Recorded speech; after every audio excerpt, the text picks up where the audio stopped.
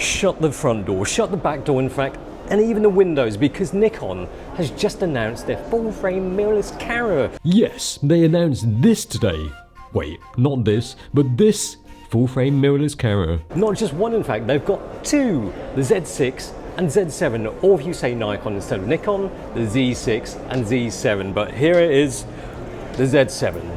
Like twins, they do the cliche thing of looking alike, typical, and wearing the same clothes, but they have different personalities. Anyway, let's talk about the design of the cameras first. Okay, so what saucy clothes does it wear? Well, it's quite lightweight at 675 grams, but it's quite rugged. It's supposed to take a bit of rain and stuff like that, but it feels nice and firm in the hands, and talking about in the hands, it's got quite a decent grip there. It's not like the Sony A cameras, which your last finger kind of slips off the edge.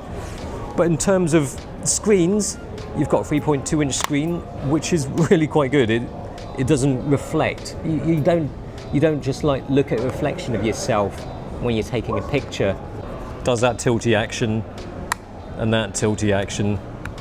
No flippy, but as we're on the topic of looky things, which are nice, we've got the EVF, which is 3.2 million dots. No lag actually.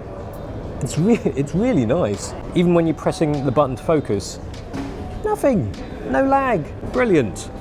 Oh, check out that little LCD on top. It's like a kind of negative reverse LCD. I like that a lot.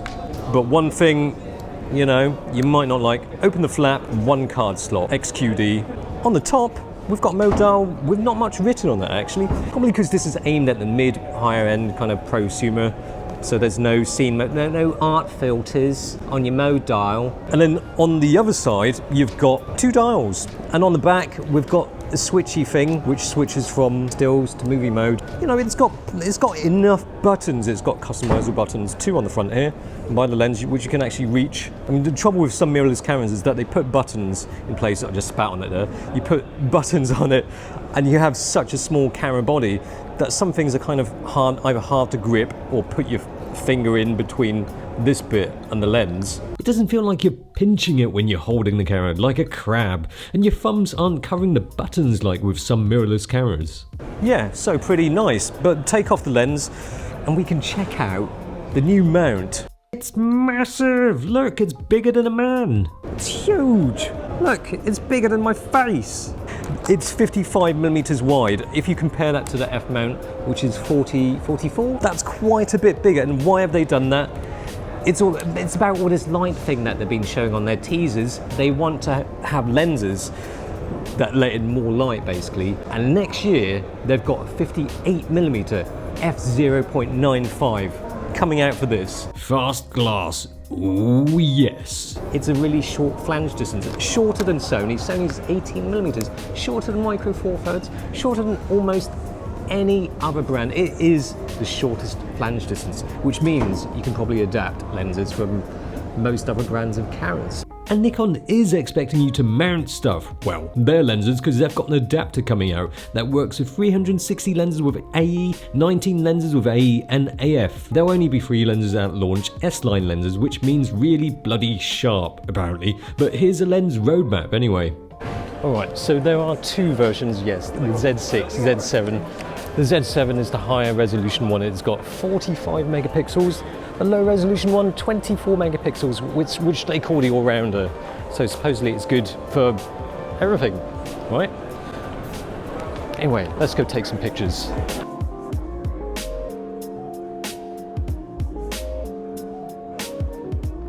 Yeah, so this 45 megapixels, but not only that, it's got a really healthy burst, 9 frames per second. It's got a button with eye on it. Quick access to all your settings. At 9 FPS it's one short of the A7R III, but then you get 3 more megapixels with the Nikon. But when you think about the resolution, either way, that's still pretty damn insane. Buffer fills up after about just under 20 compressed RAW.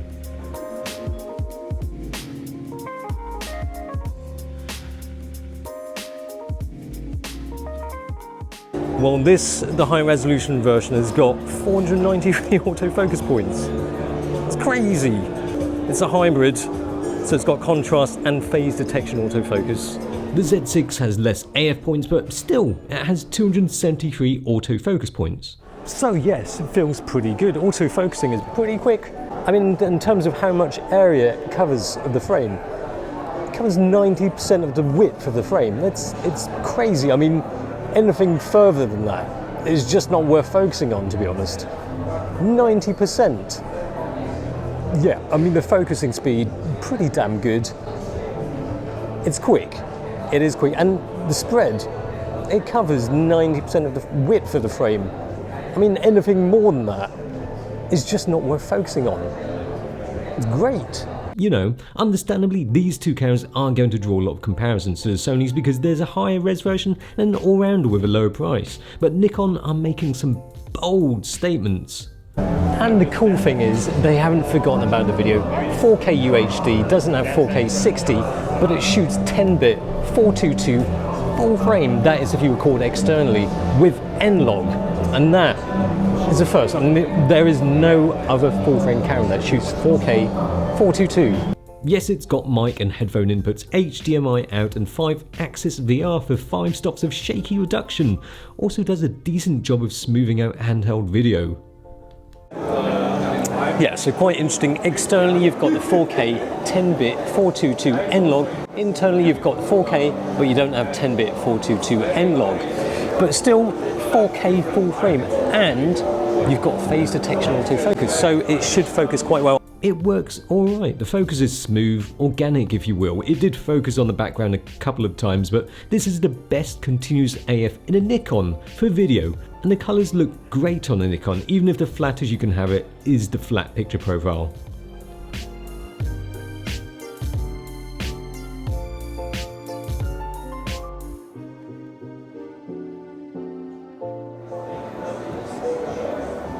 Okay, so that is pretty much it for this quick, brief hands-on with Nikon's first full-frame mirrorless camera, and I really liked it, but I wish I could test it out a little bit more, but hopefully in the upcoming few days I'm going to be getting a little bit more hands-on with Nikon's full-frame mirrorless.